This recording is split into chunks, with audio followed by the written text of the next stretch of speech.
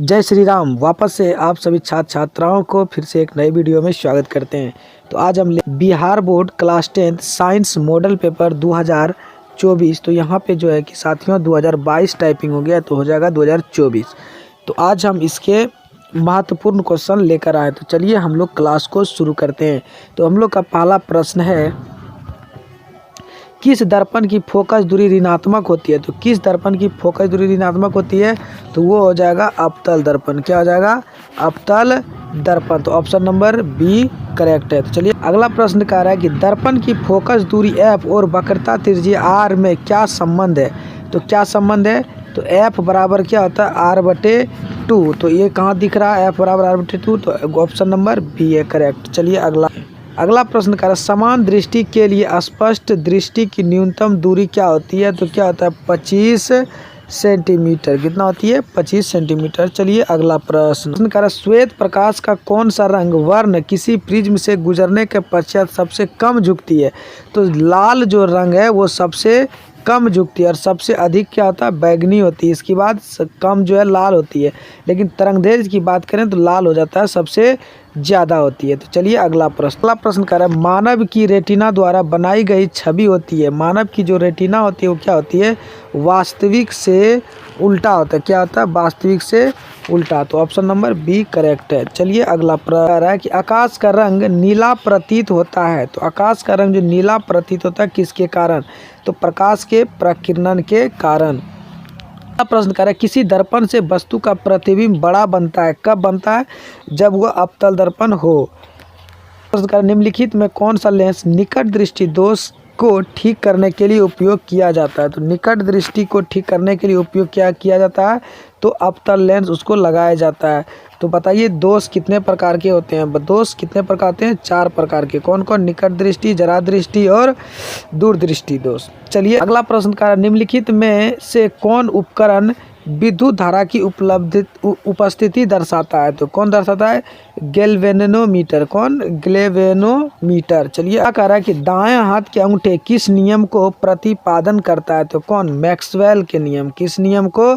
Maxwell, cricketer Maxwell का नियम। तो ऑप्शन नंबर डी सही है। चलिए अगला प्रश्न, विभवांतर का एसआई मात्रक क्या होता है? विभवांतर का एसआई मात्रक क्या होता है? वोल्ट होता है। क्या होता है? वोल्ट होता है। चलिए ऑप्शन नंबर। अगला प्रश्न कह रहा है, निम्नलिखित में किस संयोजन द्वारा प्रतिरोध का मान बढ़ता है? तो किस संयोजन के द्वारा? तो श्रेणी क्रम में जब हम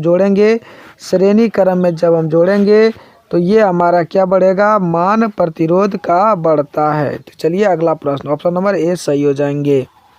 प्रश्न कह रहा है कि चुंबकीय बल रेखा की प्राकृतिक होती है। क्या होती है? काल्पनिक होती है। क्या होती है? काल्पनिक। तो ऑप्शन नंबर। प्रश्न कह रहा है 1 किलोवाट घंटा किसके बराबर होता है? तो किसके बराबर होता है?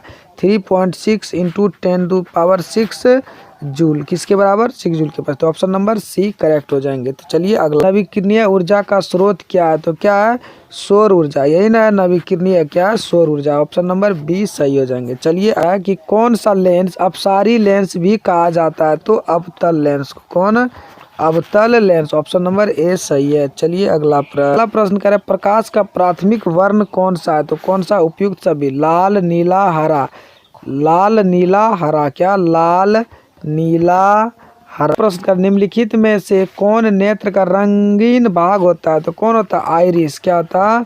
आइरिस। क्या होता है? आइरिस। चलिए अगला प्रश्न, क्लास 10 साइंस मॉडल पेपर 2022। ये जो है कि टाइपिंग मिस्टेक हो गया, 2024 की जगह पे 2022 हो गया। चलिए कोई बात नहीं साथियों, इससे हमको कोई मतलब नहीं है। हमको मतलब है 2024 में हम कितना नंबर ला सकते हैं।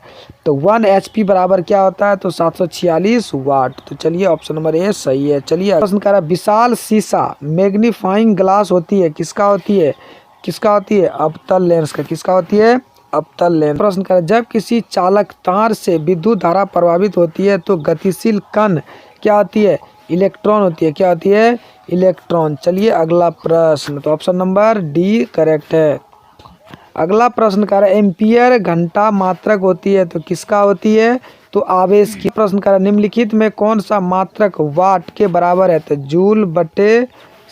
ऑप्शन नंबर ए जूल प्रति सेकेंड। विद्युत धारा का मात्रक क्या होता है? तो विद्युत धारा का मात्रक होता है एम्पियर। चलिए ऑप्शन ए करेक्ट। अगला प्रश्न कर रहा है ग्लोब वार्मिंग के लिए उत्तरदायी गैस कौन सा है? तो कौन सा है? ए CO2। क्या होता है? CO2 carbon dioxide. Option C सही है। चलिए शरीर में भोजन का पाचन किस अभिक्रिया के द्वारा होता है? तो किस अभिक्रिया के द्वारा होता है? उपचयन। किसके द्वारा? उपचयन के द्वारा। चलिए ऑप्शन नंबर ए करेक्ट है। काली चूना पर जब जल डाला जाता है तब अभिक्रिया होती है। तो क्या अभिक्रिया होती है? ऊष्मा क्षेपी। क्या होती है? ऊष्मा क्षेपी। तो चलिए ऑप्शन नंबर ए सही। लिखित में कौन सबसे अधिक अभिक्रियाशील होती है? तो कौन होती है? Cu। क्या होती है? Cu, जिसको हम लोग बोलते हैं कॉपर। चलिए अगला प्रश्न कह रहा है चूना जल का रासायनिक सूत्र क्या होता है? तो क्या होता है? CaOH2 होता है। CaOH2 होता है। चलिए अगला प्रश्न क्या आ जाएंगे? डी करेक्ट हो जाएंगे। तो चूना जल का रासायनिक सूत्र क्या होता है? CaOH2। आज का सेशन का आज ये अंतिम प्रश्न है। तो आप कितना सही किए और कितना गलत किए आप कमेंट बॉक्स में ज़रूर करेंगे और फिर हम लोग इसको आगे देखेंगे।